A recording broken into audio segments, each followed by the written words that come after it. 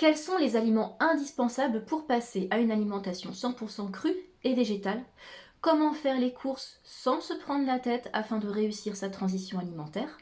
Aujourd'hui, je te parle de 9 aliments indispensables que tu dois avoir dans ta cuisine. Des aliments que tu vas trouver facilement afin de maximiser ta transition alimentaire vers quelque chose de sain, de cru, de vivant. Alors reste bien avec moi jusqu'au bout de cette vidéo. Bienvenue sur la chaîne d'Edwige Santé Végétale, la chaîne qui t'aide à sortir des troubles du comportement alimentaire, de l'alimentation compulsive, à perdre tes kilos en trop, à prendre du poids si tu es en sous-poids, à regagner confiance en toi et à faire la paix avec la nourriture grâce à une alimentation 100% végétale et majoritairement crue. Cela fait maintenant 6 ans que j'ai engagé ma transition alimentaire et 5 ans que j'accompagne les personnes qui souffrent de ce type de problème. Moi-même, pendant plus de 15 ans, j'ai souffert de troubles du comportement alimentaire. Et grâce à cette alimentation végétale, pleine de cru, pleine de vivants, eh bien tout ceci n'est plus qu'un lointain et mauvais souvenir. On pense parfois que passer au cru, à l'alimentation vivante, c'est quelque chose de difficile. Ce qui est difficile, c'est de passer d'une alimentation classique à une alimentation végétale. Ça, c'est sûr que ça peut être compliqué pour certaines personnes qui ont des habitudes, qui ont des croyances, qui ont des peurs, qui ont aussi une sorte de pression sociale, familiale. Il y a effectivement des paramètres qui peuvent freiner cette transition. Mais au point de vue pratique et logistique, passer au végétal au cru, c'est quelque chose de très simple. On n'a pas besoin de tout le temps faire ses courses au magasin bio ou d'acheter des produits venus des quatre coins du monde un petit peu qui peuvent paraître un peu farfelus. Effectivement, de manière sporadique, on a besoin de quelques super aliments, mais ce sont des extras, c'est en plus. Non, la base de l'alimentation végétale vivante, elle se trouve au marché, on peut la trouver au supermarché, bref, on la trouve à côté de chez soi. Ce sont aussi des produits qu'on va pouvoir trouver dans son jardin, dans la nature, donc il n'y a vraiment rien de difficile à cela. Dès maintenant, si tu apprécies ce type de contenu, je t'invite à me laisser un petit pouce bleu vers le haut. Et si tu es nouvelle ou nouveau sur cette chaîne, pense à t'abonner. En guise de cadeau de bienvenue, tu pourras télécharger ton livret de 20 recettes de sauces sans huile et sans produits nocifs, compatibles avec une alimentation high carb, low fat, c'est-à-dire riche en bons glucides et pauvre en matières grasses. Alors voyons maintenant le contenu de la cuisine. Le premier aliment, le premier type d'aliment dont on a besoin, ce sont les fruits. Les fruits, c'est la base de l'alimentation végétale et crue. Et quand je dis fruits, je pense même principalement à la banane qui est le pain, on va dire, des crudivores. Les fruits, c'est l'énergie de base. L'énergie de base, elle n'est pas dans les protéines, elle n'est pas dans les graisses. On a besoin de fruits. Les fruits sont satisfaisants car ils apportent des glucides, ils apportent des vitamines, des minéraux, une foule de nutriments, des enzymes. Ce sont des aliments également qui permettent d'aider le corps à se régénérer, à se débarrasser d'énormément de pathogènes, de bactéries, de virus. Les fruits font vraiment des miracles. Et ce n'est pas parce que ce sont des fruits qui contiennent du sucre qui sont une entrave à la perte de poids. Au contraire, les fruits vont permettre d'apporter de la satiété, de caler, de stabiliser le système nerveux, notamment pour la banane. La banane est pleine d'atouts, vraiment. Perte de poids, belle peau, stabilité émotionnelle, stabilité nerveuse. On calme les inflammations digestives par exemple, le transit reprend, bref, il y a vraiment énormément de bénéfices à consommer des bananes et des fruits d'une manière générale. Je fais un petit focus sur la banane parce que c'est vraiment un aliment facile à trouver, un aliment en plus qui est plutôt bon marché et qui est vraiment plein d'avantages, donc ce serait dommage de s'en priver. On peut les manger tels quels, on peut en faire des salades de fruits, on peut les mettre en smoothie, on peut les congeler pour faire des glaces, bref, il y a plein de combinaisons. Donc évidemment, on va compléter ça par les autres fruits de saison, les fruits qu'on aime, les agrumes par exemple, très intéressantes également pour faire des smoothies, pour faire des jus. Pour leur côté aussi, elles apportent de la joie, elles sont très détoxifiantes, elles ont un côté antidépresseur, hein, si on consomme par exemple beaucoup d'oranges, beaucoup de jus d'orange. Et puis après, il y a tous ces fruits de saisons variées, hein, de couleurs variées, qui vont tous nous apporter un spectre bien spécifique de nutriments et qui vont aider le corps à agir là où il faut.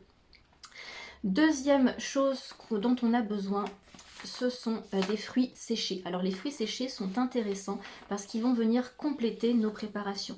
Alors quand je dis fruits séchés, hein, je pense aux dattes, aux abricots, aux figues, aux pruneaux par exemple. Je ne parle pas des oléagineux que sont les noix, les noisettes, les noix de cajou, les amandes, etc. Ça c'est autre chose. Donc moi je parle bien des fruits séchés qui vont permettre de nous apporter des collations, être utilisés en collation. Ça permet d'épaissir un petit peu un smoothie, hein, de lui apporter de la densité. Si on prend une combinaison de dattes avec des abricots ou des mûres blanches par exemple, on peut fabriquer ce qu'on appelle des boules d'énergie, en anglais energy balls, dans laquelle on va combiner un ou deux fruits séchés, rajouter éventuellement un petit peu de noix de coco, une ou deux épices, et voilà, et on a des petites collations très intéressantes. Pourquoi aussi? Bonne source de sucre qui viennent stabiliser en particulier les dattes, les glandes surrénales. Donc vraiment le fruit à avoir sous la main pour les petites collations, pour les encas, pour les coups de pompe, également pour les petits moments de stress quand on a besoin d'apaiser les choses avec une dose correcte de glucides qui va aller nourrir le cerveau, qui va aller également nourrir le foie et contrecarrer les effets du stress. Troisième chose à avoir sous la main, ce sont des fruits rouges dans le congélateur. Hein, généralement les fruits rouges, sauf si c'est la saison des framboises, des groseilles, des cassis, on va les avoir frais. Mais on va plutôt les trouver au rayon surgelé en sachet. Les fruits rouges sont une merveille, une source absolument prodigieuse de flavonoïdes, d'antioxydants. Hein. Ils aident, ils contribuent au rajeunissement des cellules, que ce soit de la peau, que ce soit du cerveau, notamment les myrtilles sauvages, qui sont un fruit adaptogène et qui transmettent au corps ces informations de régénérescence. Et notamment, j'insiste sur la régénérescence des tissus cérébraux, c'est quelque chose qui aide à travailler, par exemple pour les personnes qui ont des soucis de métaux lourds, qui ont des soucis Alzheimer, hein, franchement c'est quelque chose à essayer. Donc les fruits rouges soutiennent le corps dans la détoxification, là aussi on peut en mettre dans les smoothies, on peut en mettre dans les glaces, on en met dans les salades de fruits, on en met absolument partout, c'est pratique et c'est plutôt accessible au niveau du prix également.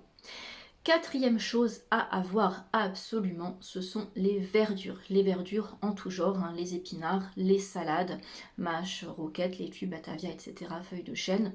Ça peut être aussi les plantes aromatiques, hein, bien sûr, le persil très intéressant, la coriandre, le basilic, le cerfeuil, également les plantes sauvages qu'on peut avoir parfois dans son jardin, sinon il suffit de se promener dans un endroit où il n'y a pas eu trop de pollution, on peut ramasser des orties, on peut ramasser des pissenlits, des choses comme ça. Les verdures, c'est le deuxième pilier de l'alimentation crue et végétale. Qu'est-ce qu'on fait avec ces verdures? On peut en faire des jus, on peut les mettre dans les smoothies, on peut les consommer en salade. Pourquoi elles sont indispensables? Elles apportent des fibres, elles apportent des minéraux, elles apportent énormément de nutriments, elles apportent du calcium, elles apportent du magnésium, elles apportent des oméga 3, elles apportent des protéines, plus précisément des acides aminés. Donc c'est vraiment essentiel, elles travaillent sur la satiété, elles travaillent sur la stabilité du système nerveux et elles sont vraiment très importantes si on veut maximiser sa guérison. Et puis si on n'a pas de problème particulier de santé, qu'on choisit de passer à une alimentation végétale simplement parce qu'on en a envie, eh bien on en a besoin parce qu'elles vont apporter des sels minéraux, ce goût salé, et j'insiste hein, sur ces fibres, cette satiété et cette stabilité nerveuse. Donc on en a vraiment besoin en quantité suffisante hein, par jour, au moins 250 grammes jusqu'à 500 grammes si c'est possible. Et notamment pour les personnes qui font du sport, les personnes sportives ont besoin d'augmenter d'autant leur apport en verdure. Donc c'est vraiment très très très important. Cinquième point, ce sont les autres crudités, hein, autres fruits et crudités dont on va avoir besoin pour composer les salades qui nous plaisent. Alors en ce moment, on est en hiver, ça va plutôt être les carottes, les choux, choux-fleurs, brocolis, choux Bruxelles, hein, qu'on peut émincer finement pour mettre dans une salade. Les avocats également, hein, là c'est la saison, autant en profiter. Et puis l'été, ce sera plus les tomates, les concombres, les poivrons, les courgettes par exemple. Ne pas hésiter bien sûr à ajouter des oranges, hein, du citron, qui vont permettre d'ajouter du jus, hein, de fabriquer des sauces aussi. Donc bref, vraiment, tout ce dont on a besoin pour faire une salade sympathique, qui te plaît, qui a du goût et qui te satisfait au niveau des saveurs et de la texture. Sixième point, c'est avoir des légumineuses et des petites graines à faire germer. Là aussi, on a une source très très très intéressante d'enzymes et d'acides aminés. Vraiment faire germer ces graines, hein, faire germer les légumineuses plutôt que de les faire cuire. Les pois chiches, ça germe bien. Les lentilles noires, hein, les lentilles beluga, les lentilles vertes également, ce sont des produits qui germent bien. Après, plus dans les petites plantes, on a l'alfalfa, on a la roquette, on peut faire germer les graines de brocoli. Donc voilà, c'est bien aussi de varier un petit peu les haricots mongo. On a plein de choses à disposition. Et ne pas hésiter à en manger l'équivalent à peu près d'une tasse, hein, d'une petite tasse par jour. C'est une bombe d'énergie, une bombe nutritionnelle et l'assurance de n'avoir aucune carence, ni en protéines, ni en vitamines, qui vont permettre d'ensemencer aussi la flore intestinale. C'est une bonne source qui va pouvoir ensemencer les bonnes bactéries dans les intestins. Septième point, c'est avoir des graines de lin, de chia, de chanvre à disposition. Et puis les oléagineux et purées d'oléagineux si on les supporte. Alors j'insiste sur les graines de lin, chia, chanvre parce que ce sont des très bonnes sources d'oméga 3. Hein, on fait tout le temps la pub pour les poissons gras, manger du saumon, manger du thon, des petits poissons, etc. en boîte, pour avoir des oméga 3. Ce n'est pas là qu'on va avoir les meilleurs oméga 3, parce que les oméga 3 des poissons, malheureusement, on va aussi avaler des métaux lourds, on va aussi consommer des substances toxiques, hein, qui sont contenues dans les poissons de mer, et encore plus si ce sont des poissons qui sont en conserve. Donc les oméga 3, on va les trouver là. Dans les oléagineux, comme les noix, comme les noisettes, les amandes, le sésame, etc. On va trouver de très bons nutriments bien sûr également, mais on va aussi trouver des oméga 6. Donc attention au ratio, avoir plus d'oméga 3 que d'oméga 6, parce que les oméga 3 sont anti-inflammatoires alors que les oméga 6 sont pro-inflammatoires. Donc on essaie juste de réguler la quantité. Les oméga 3, donc indispensables pour les tissus nerveux, pour les tissus tout court, pour le bon fonctionnement du cerveau. Donc bien faire attention à ça. On peut rajouter une petite cuillère, une cuillère à soupe de graines de lin, de graines de chia dans un smoothie, faire des petits puddings de chia avec des fruits par exemple, saupoudrer des graines de chanvre broyées sur la salade, c'est vraiment très simple. Huitième point.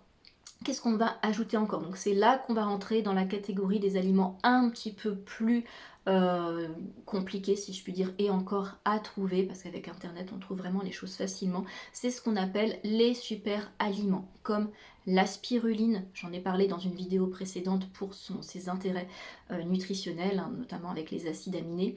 Le jus d'herbe d'orge, hein, qui apporte, comme la spiruline, beaucoup de chlorophylle, beaucoup de fraîcheur, qui aide à alcaliniser le corps, qui aide à chasser les métaux lourds, à remettre la digestion en place. Également les algues, vraiment très intéressantes, hein. Avoir des algues sous la main, ça permet d'apporter ce petit goût salé. Ça apporte de l'iode, ça apporte des oméga 3, ça permet de chasser les métaux lourds, donc il y a vraiment énormément de bénéfices à consommer des algues. Donc pour moi ce sont les essentiels, après parfois on peut compléter par d'autres aliments de temps en temps. Mais le principal c'est surtout spiruline, jus d'herbe d'orge et les algues. Neuvième point, ce sont les plantes à consommer en infusion. La mélisse, la menthe, le thym, le romarin, la lavande, l'hibiscus, ce sont des plantes qu'on peut trouver très facilement, on peut en avoir dans son jardin, on peut aussi tout simplement les acheter chez l'herboriste, mais vraiment ce sont des ingrédients à ne pas négliger. Les plantes depuis très longtemps, depuis plus loin que l'Antiquité, sont connues pour leurs vertus thérapeutiques, donc on en a besoin, elles nous soutiennent. À chaque problématique, il existe une ou plusieurs plantes qu'on peut utiliser.